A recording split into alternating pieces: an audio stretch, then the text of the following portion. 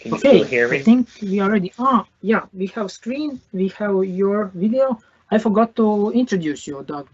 So let me do my part here as well. So I know Doug from previous FrontCons, and we had the opportunity to take care of Doug's for Sillars family first dog, not first, but one dog at that particular time, Golden Retriever Max.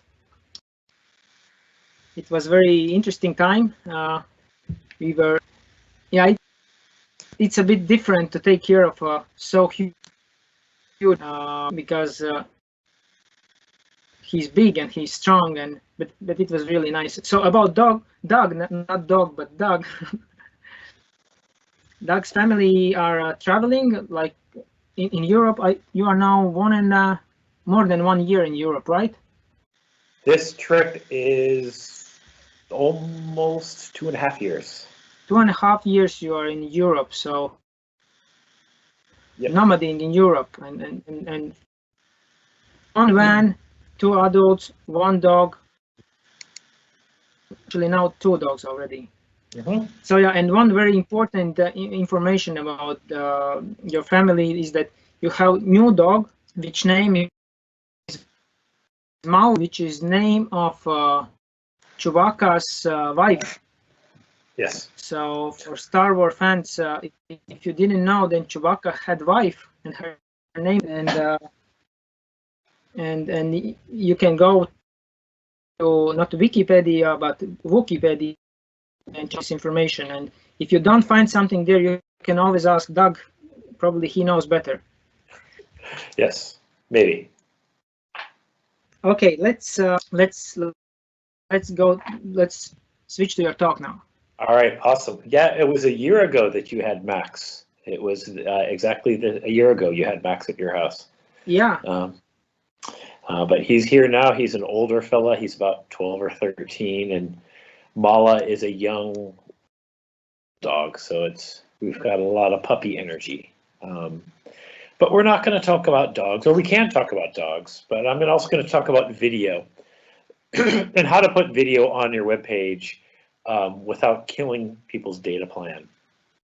And so, I've been traveling with my family for a long time. And a few months ago, I got to go to Serbia.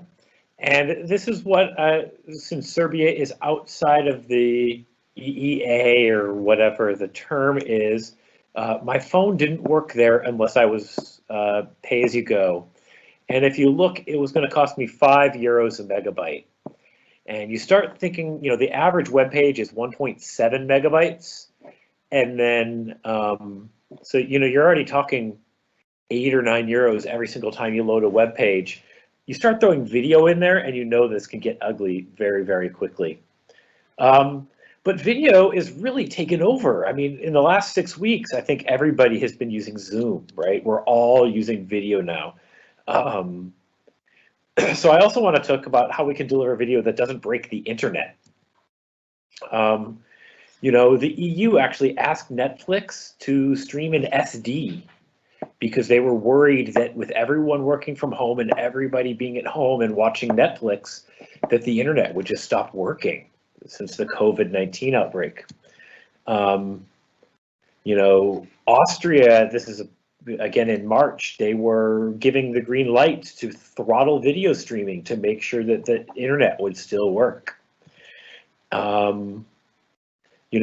We can see that in January you have the blue line, and the orange line is mid-March, right when all the countries started shutting down. Like, average internet usage was up a huge amount. And honestly, this is a little weird, but there's one website that releases a lot of data about video usage, and this is actually the change in traffic during coronavirus in Europe for people visiting Pornhub. And you can see that that video watching is up significantly day over day, just because more and more people are watching video. So I'm Doug. Some of you may remember me. I was at the last two FrontCons, and it was a lot of fun. It quits. So let me just kill Slack so that people aren't, let's see, did that kill? I think that killed. All right. I'm Doug. I do freelance developer relations. I help people make their web pages fast. I do performance audits. I work a lot in media, so images and video. If you ever want to reach out, I'm on Twitter. You can have my email address, and you can go to my website where I blog a lot about images, video, and performance. So why video? This is data from Wistia, and Wistia found that people on average spend 2.5 times more time on a page with video than without. Now, of course, Wistia is trying to sell you their services to put video on your web page, but it sort of makes sense, right? If there's a video on the page and someone presses play, they're going to sit there longer because they're watching a video. They're not going to leave the page to do something else. They're going to watch the video. So how do you add video to a page? You know, we've got a video tag. This is HTML5. This isn't actually going to work. You can't just add a source of a video. Video is a little more complicated. You could set it to autoplay. So set video to autoplay, add a source. This also probably will not work, but it's very hard to test. If you press play on a video like this, some browsers will autoplay every single time you visit that domain again. But it definitely will not work on mobile. It's very hard to test because every single browser is slightly different on this. So if you go to CNN and you press play on a video once, your browser may remember that you liked that and it'll autoplay videos on CNN. So it's very hard to test because there's this browser heuristic in there as well. However, if you set autoplay and muted, the video will always autoplay. So if you have a video on your web page and you set it to autoplay and to be muted, it will play. Obviously, it has no sound because it's muted, but it will play. And this is just so that when you load a web page, your phone doesn't start blasting out sound, right? Some of us have children. We want the children to stay asleep sometimes while we're browsing the web. You don't want it to happen while you're, on a train, and you definitely don't want to have it happen when you're sitting in a meeting and you're supposed to be paying attention, but you're browsing the internet. This will autoplay on mobile. You can turn on the controls. So without controls, this is great for background video. The video just plays. If you add controls, now all of a sudden in the bottom you have the play and the pause buttons. You can set width, you can set height. You can add a poster. So if the video isn't auto-playing, you can choose what image appears where the box where the video is. If you don't set this, it generally picks the first frame of the video, which might be all black. So if you pick a different image, you can choose what appears on your web page when the video is not playing back, if it doesn't autoplay. If you set the video to autoplay and it's muted and it loops, you've basically created an animated GIF, right? This is a video that's going to play forever. It's just going to start over at the beginning and loop around and around and around. And what's great about this is animated GIFs are really, really large, but videos are small. So if you put this on your web page, it actually works as if it were an animated GIF. And you might think like, well, why don't websites like Twitter do this? And you can see there's a GIF from Twitter. It says GIF in the corner, right?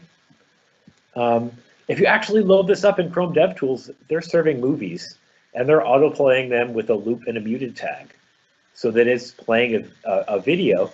And the reason for that is this video is 400K, whereas if it were an animated GIF, it would be several megabytes. So it makes it a lot smaller. If you ever look at an animated GIF in Twitter, in Facebook, on Slack, it's probably been turned into a video that loops. Other things we can do with the video tag, there's a preload attribute. And if you set preload equals none, the browser doesn't download any of the video, right? This is Safari, and you can see the 14 files. The web page was 200 bytes. If I set preload equals to metadata, the browser says, oh, there's a video. I'm going to download like 5% of the video so that when they press play, it can start playing right away. We've got a little bit of the video there. And when I load this page in Safari, you can see like 620 kilobytes was downloaded additionally, just the beginning of the video. I have this colored green. This is default in all browsers. So by default, a little bit of the video will always download. You can, if you're really ambitious, set preload equals to auto. And what this means is, I don't care if your users press play or not. I just want the browser to download the whole darn video every single time the page loads. This is great if people are actually going to watch the video, but you should use it with caution.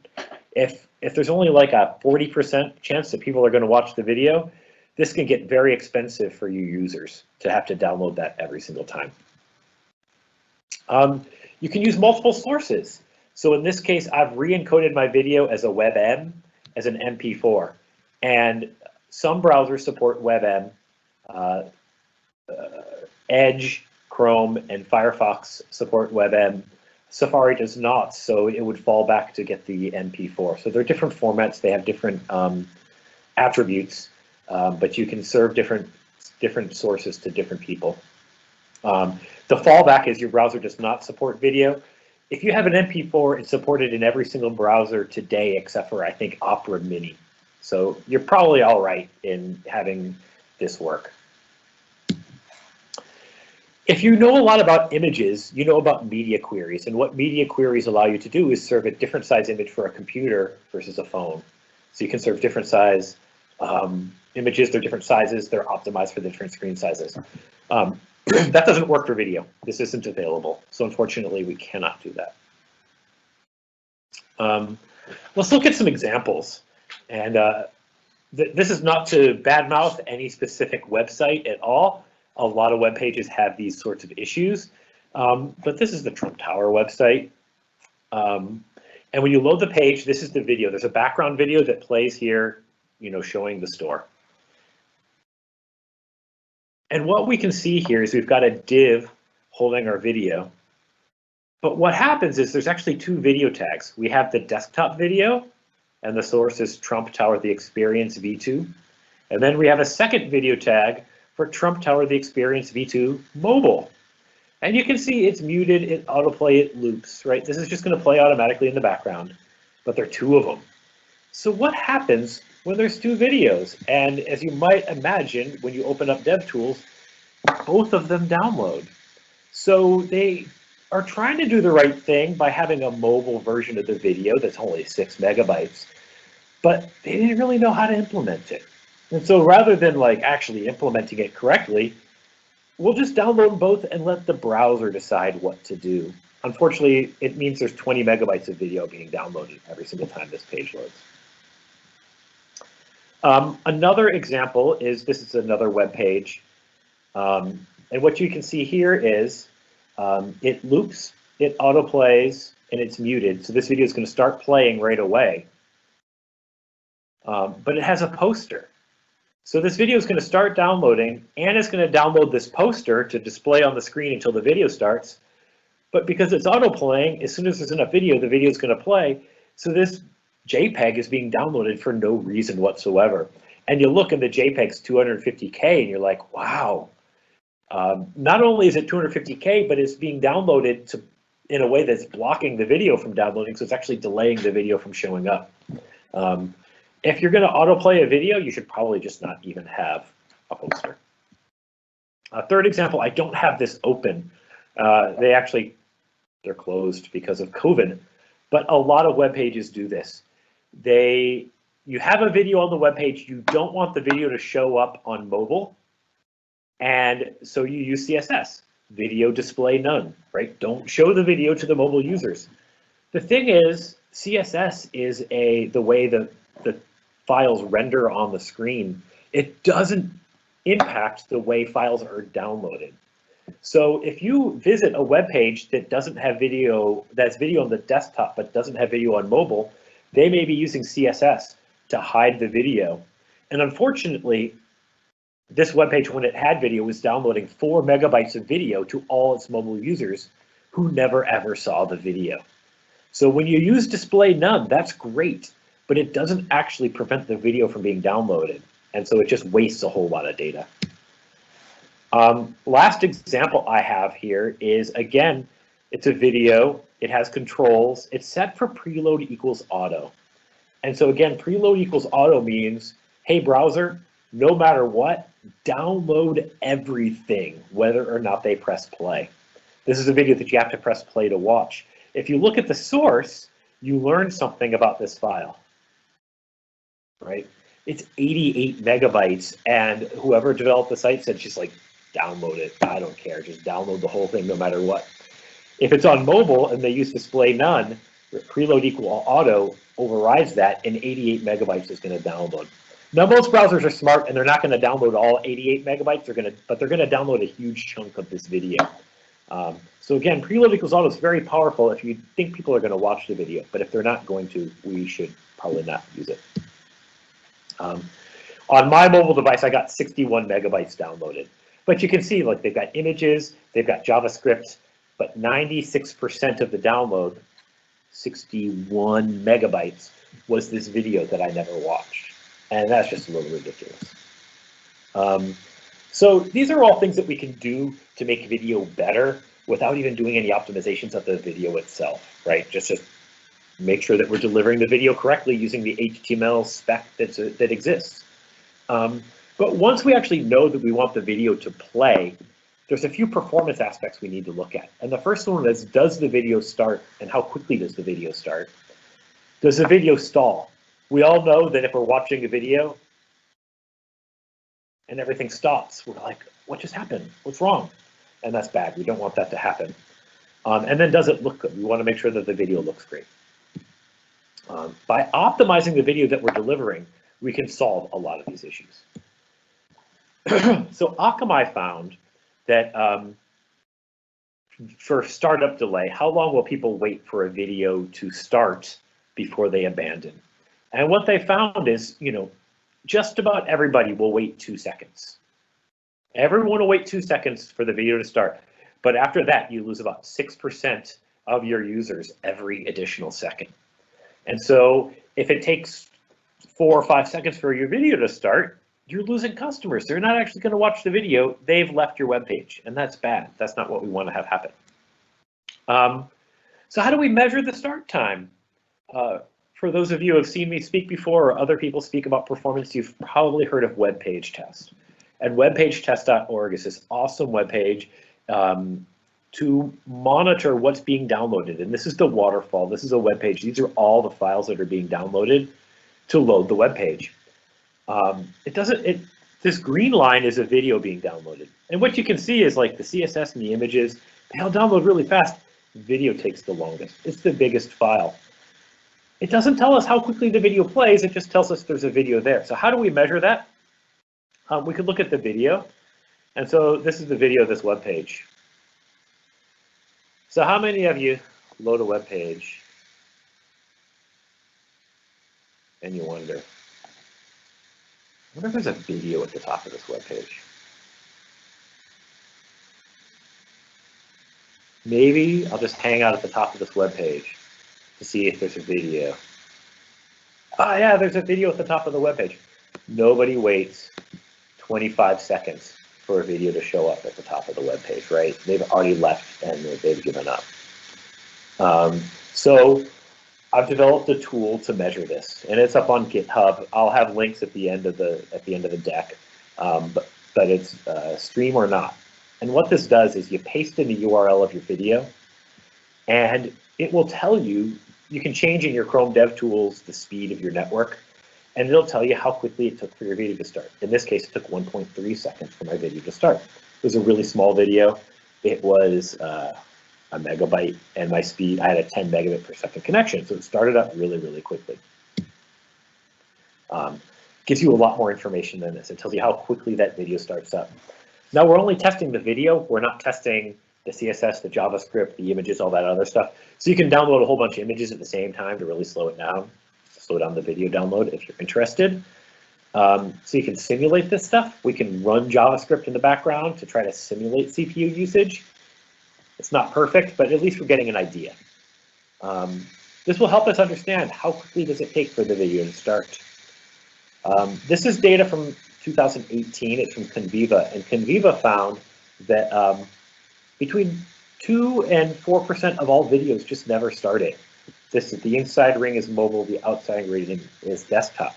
They just didn't start at all. And I'm sure there's some 404 errors, there are 500 errors like server issues. But actually what I found is most of them are probably things like this, right? Where you try to watch a video and they're like, not available in your country. Amazon does a really good job of this. They identify the country you're in, and then when you load up the Amazon Prime app, it'll say, ah, you're in Latvia, or oh, you're in Croatia. These are the videos you can't watch while you're there, but you can watch when you get back to the UK or back to America or wherever your home country is. You don't actually click the link and then find out that it didn't work. In this case, it took 3 megabytes to find out that this video wasn't going to work. It's not the best user experience. If you know that it's not going to work ahead of time, don't bother downloading it. Just tell them ahead of time. Interestingly, like 16 to 30% of videos would have started, but people gave up. And the reason for that is on mobile, the average startup time was 3.5 seconds, and the average startup time on desktop was over 6 seconds.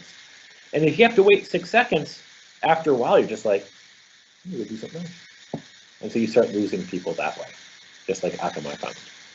So I went through this fall, and I went through and I grabbed a whole bunch of videos from the HTTP archive, every video that was there. And I looked at the different bit rates. So how many megabits per second are required to play the video? And then how many videos start in under 6 seconds? And what you can see is the larger bitrate videos, like once you get to the 80th percentile, none of them start within 6 seconds. You know, when you have low bitrate videos, like 75%, 75, 60%, they start quickly because they have a low bit rate, right? If your network speed is this big and the video is smaller, it's going to fit through that pipe and it's going to be able to play. But if it's bigger, if the file is actually bigger than the available network, it's just not going to play. It's never going to start up. So the college I went to in the United States has a background video. And that background video is 1080p and it's 5 megabits per second. If you try to watch this on a hotel Wi-Fi that's 3 megabits per second, it's just not going to work. The pipe is too small. It won't fit through and play back quickly. If I'm on a faster connection, it'll play. However, it's still playing at 1900 pixels wide, and my phone screen is only 1000 pixels wide. This video is so huge, we could make it smaller, and it will be a lower bit rate. If we lower the number of pixels, it'll be a lower bit rate, and on my mobile phone, I won't even know the difference. Only 30% of the pixels are actually being displayed on my mobile phone. Second question is, does the video stall? We all know that when a video stalls, it stinks. And so if we're delivering video on our web page, we want to make sure that doesn't happen. Streamer.Not will measure this as well. It will measure how much video is in the buffer. And it will tell you if you're in the danger zone, less than 5 seconds. If you have a low buffer, between 5 and 10 seconds. So the buffer is how much has been downloaded, is local on the device. If you have over 10 seconds downloaded, odds are more is going to get downloaded before that 10 seconds runs out. So you're going to be all right. It will also count the number of stalls and how many. So you can understand, is this bitrate too big for this size network connection? Should I change that to make sure that my video will play for people on slower connections? In my study, I found that 40% of videos that were on the web today had at least one stall. 20% stalled for 2 seconds, and 10% stalled for 10 seconds. This is on a mobile connection. Even a short hiccup can cause abandonment, but if we have 20% of videos stalling for at least 2 seconds, we've got a big problem, and so we need to optimize those videos. So what's causing the delay? We could blame our customer's network speed, but we can't control that. What can we control? We can control the video size. We can control the dimensions. And so the duration actually doesn't make a difference. If it's a 1-minute video or a 5-minute video or a 10-minute video, they all stall about the same. It's the dimensions, right? How many megabits per second need to be downloaded? And the size of the video controls that a lot more. It controls that bit rate. And so if you have a stall more often. So we need to lower the bit rate, possibly lower the size. So how do we do this? I'm going to give examples with Cloudinary. There are a lot of tools that can do this. ffmpeg will do it. Cloudinary is great because you can do it right in the URL. And so I have this video that I found. It's on a web page today. I was just testing it last week. This is a web page that's there. There's a 1080p video. It's 73 megabytes and it's 20 megabits per second. Like, that's insane. And it's being downloaded on mobile devices. Whenever you optimize a video with Cloudinary, they do some automatic corrections, and they lowering the quality, lowering the audio bit rate. It still looks great. It still looks good enough for your users, which we'll talk about in a second. But you can see it's 10% the original size by going to MP4 or to WebM, right? It goes down to 7.5 megabytes. The bit rate drops by 10x. If I resize the video to 720p, 720 high, which is 1280 wide, again, the size is down to like 4.5 megabytes. The bit rate is under 1.5. What we see is the video startup time on a 3G connection for the original videos of 2 minutes.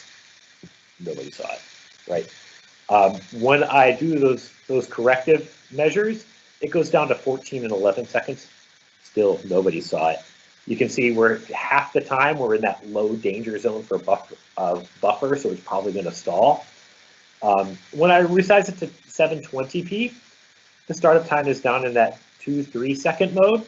We're doing better. Like, they may still be at the top of the page to see that video start, and it's only 20 to 30% in that danger of stalling, so it's a lot less likely to stall. So we've made the video so it's still going to look great on a mobile device. It will still look great on the desktop device, but it's going to play back a lot faster. Let's see. Come on. Oh, one more thing about this video. So this is actually the HTML from this web page, and what you can see is they have the MP4 listed before the WebM. And the problem with that is every single browser supports the MP4. So if they ever look at their stats, 100% of views are going to see this, and nobody's looking at this video. Unfortunately, the WebM is half the size of the MP4, and it has half the bit rate. Like, this is going to be a much better experience for users, and all they need to do is put the WebM first and put the MP4 second. And that's going to improve the delivery of their web page to 78%, according to Can I Use, of the world, right? Is going to make this better. Other important thing to look at is they're using Amazon S3, and S3 is awesome, right? It's great for storing files. However, they charge you 9 cents a gigabyte for data transfer. And so that MP4 that they're delivering costs 0.6 pennies every single time someone goes to that web page, right? If they switched the order and served the WebM, they would have their S3 cost per web page load. If they resized it the way I showed about 5 slides back to 720p and lowering the quality a little bit, look, they've dropped their AWS cost by 15x, right? Just by optimizing the video that they're serving. So like the clickbait headline is lower your AWS bill by 15x with this one simple trick. If you're going to serve giant files out of S3, you should really look to make sure that you're optimizing them. Other things to look at is this is a background video, and background videos don't play sound. So what you can do is you can actually remove the audio track. With Cloudinary, you can use the AC none. Audio codec none. If you use ffmpeg, you can strip out the audio stream. So there's a video stream, there's an audio stream, and generally that audio stream is about 5%.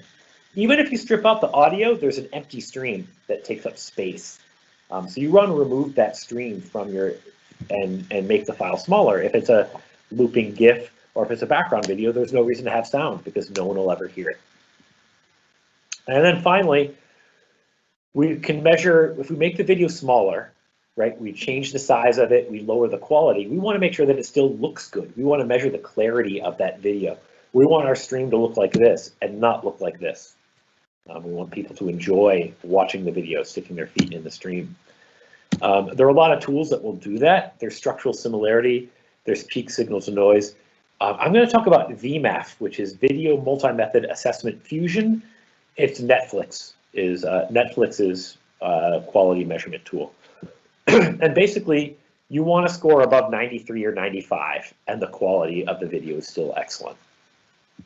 SSIM and PSNR are built into ffmpeg. You can add Vmap into ffmpeg, and then you can measure the quality difference.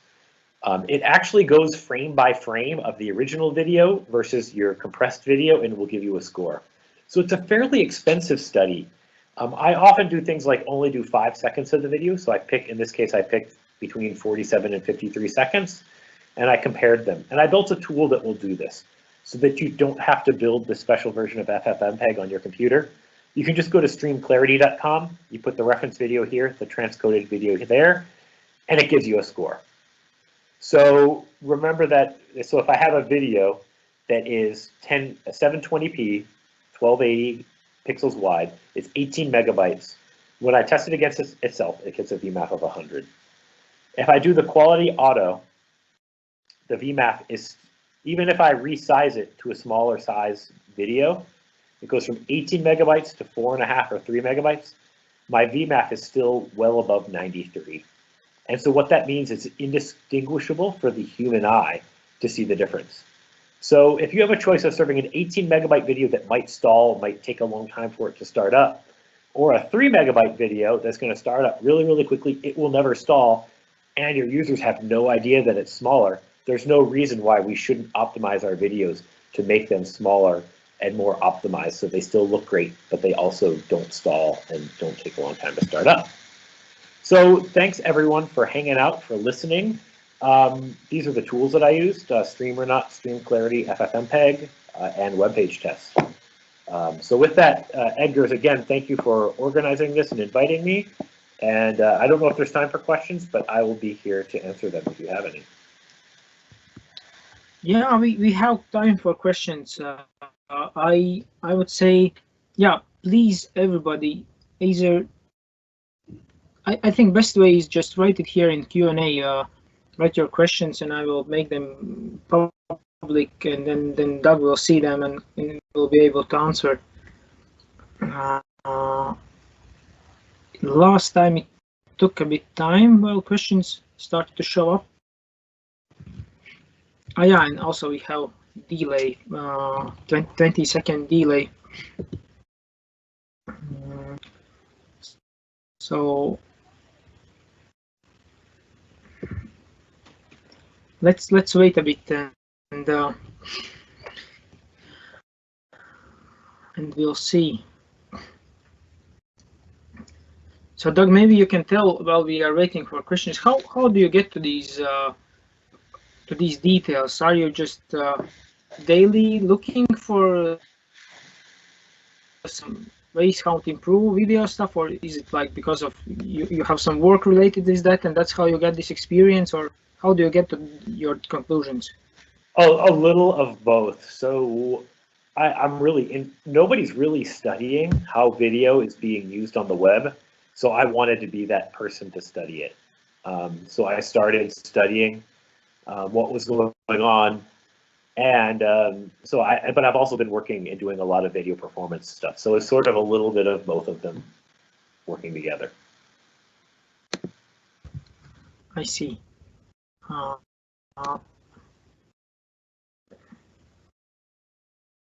I'm monitoring back office, so I get disturbed at some points.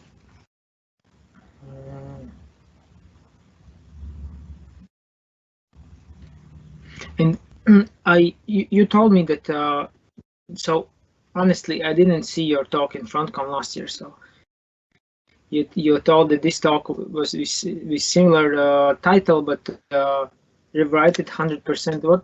What has changed by this year? Why you had to rewrite it? It's not that things changed, it's that I learned a lot more and found more interesting data.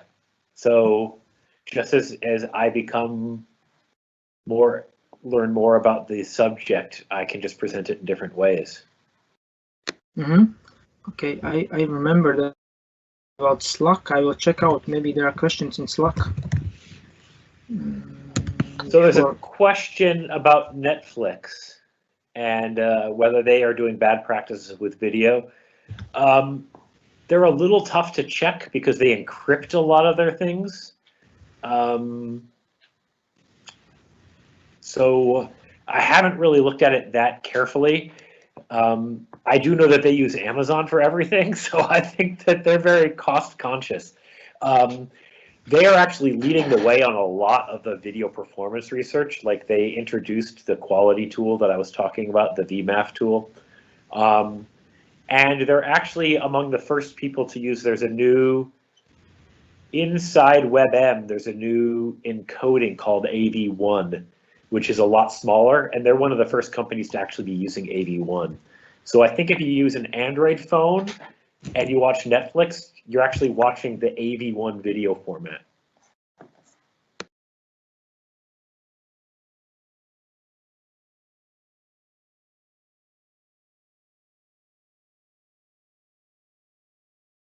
So I'm checking Slack, but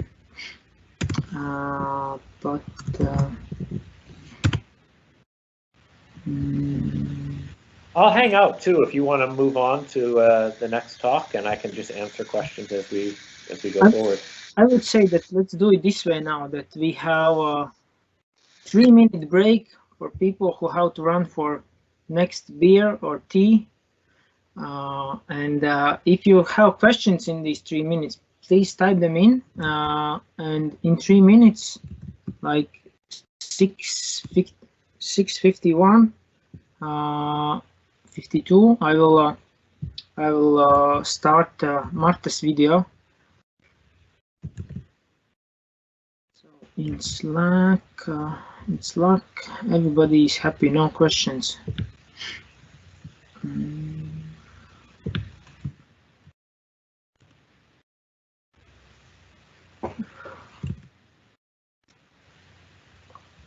Yeah, nothing new here.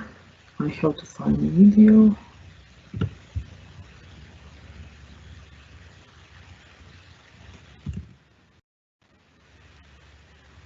So Doug turned off camera, then I will make me live.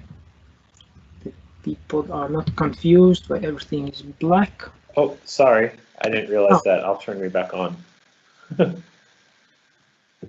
I think you look better than I do.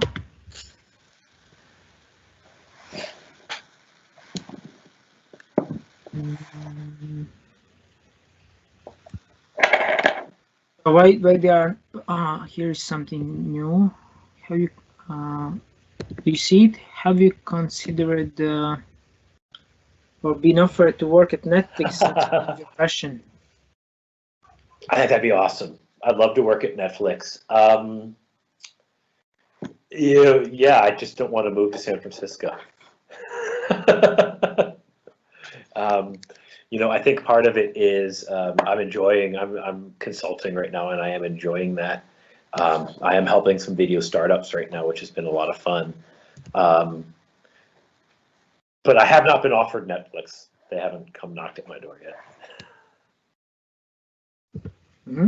Here's next question.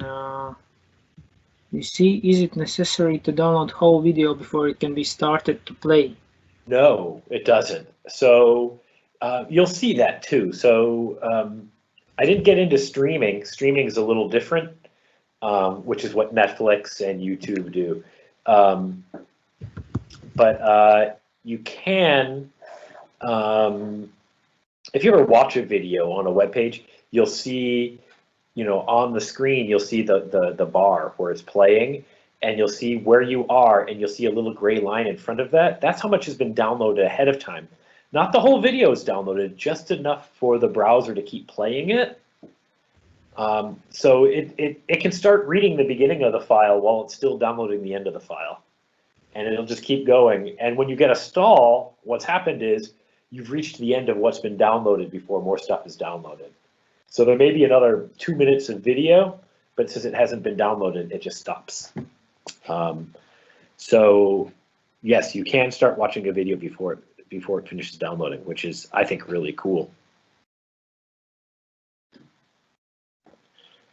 Imagine if you had to wait for a 75 megabyte video to download to see it on your browser. It would be a mess. I think some time ago that was how it was working. Yeah. But 10 years ago, probably. It's been a while. So how can you improve performance for embedded videos like YouTube? So if you're ever on YouTube and you're on a really bad connection, there's a settings, there's the little cog at the bottom. You can change the bit rate that it's downloading. So when you have a video stream, it's usually encoded in a bunch of different sizes, right? There'll be maybe even a 4K, a 1080p, a 720p, right? You'll have all these different sizes, and the video player will try to download the biggest size for your network speed, right? So it may try to download 1080p because that's how big your screen is, but maybe you're on a crappy network and you're okay with a much smaller video.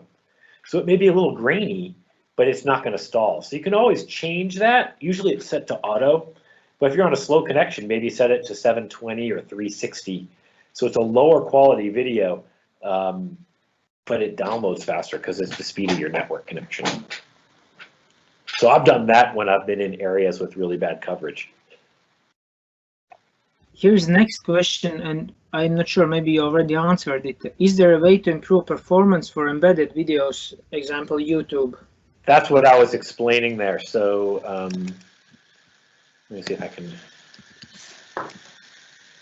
open up a video here. Share my screen while we get started here. All right, we'll do the Oslo Philharmonic playing Beethoven's Ninth Symphony. I don't know, can you hear the audio? That'd be weird. All right. The moment when you were sharing screen, you had to check mark that we can hear audio. Right now we can't hear. If you want that we hear it, stop sharing, fine. do it again. Fine. So you see the little gray right here? That's how much of the video is downloaded. The whole video is this long. It's Beethoven's Ninth Symphony, so it's, you know, 1 hour and 12 minutes long. That's how much has been downloaded. But we can also change the quality, right? So this video, I could watch it as a 4K video if I wanted to. Or I could watch it as a 240p video, and we'll see the quality is a lot lower. You can see how much faster it's downloading, right? See how much more of the download came down?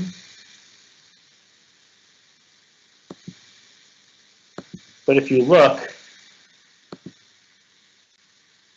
maybe it doesn't come through very well on a video stream, but the video quality is a lot lower than it was when I was on 480p.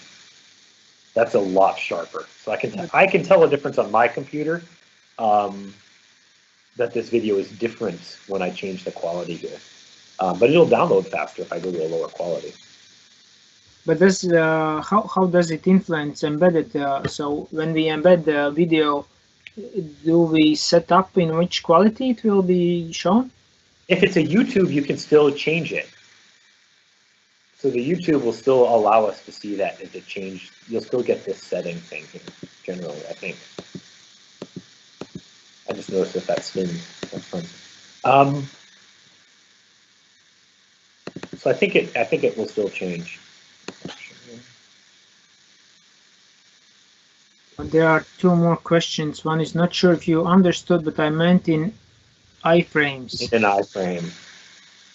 Yeah, I think it's still there. I'd have to look. But if it's embedded and you don't get that wheel, then there's no way to optimize it.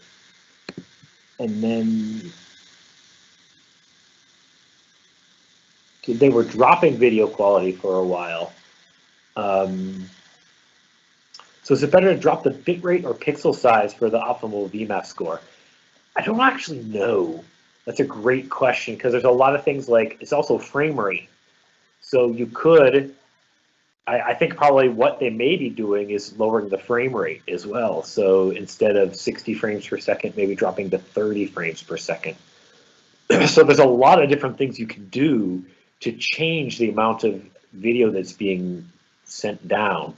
Because if it's 60 frames per second or 30 frames per second, it's not going to be half the size because there's other compression stuff going on, but you're going to make the video a lot smaller just by lowering the frame rate.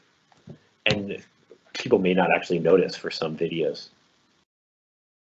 Like for a picture of me and Edgar sitting here, we probably don't need 60 frames per second because we're not really moving that much. We're kind of just chilling out in front of our computers. But if Edgar's and I were in a scene from, you know, Batman or Spider-Man where, you know, there's a street chase at 60 miles an hour, like then of course you want high frame rate. Okay, I missed, yeah. Okay, I think we have to finish now. So, All right. If attendees, if visitors, if you have any more questions, then Doug, what's the best way? Should they ask them in a Slack, in DevClub Slack, or what's the best way? The Slack is great. I've got it open, so I'll be there for the, you know, for the rest of the night. And then if it's after tonight, hit me up on Twitter. That's fine. Okay. Okay. Thank you very much. Thanks. Greetings to your family. Good to see you again, Edgar. Especially greetings to Keegan, to your youngest one. Will do. Thank you. Yeah.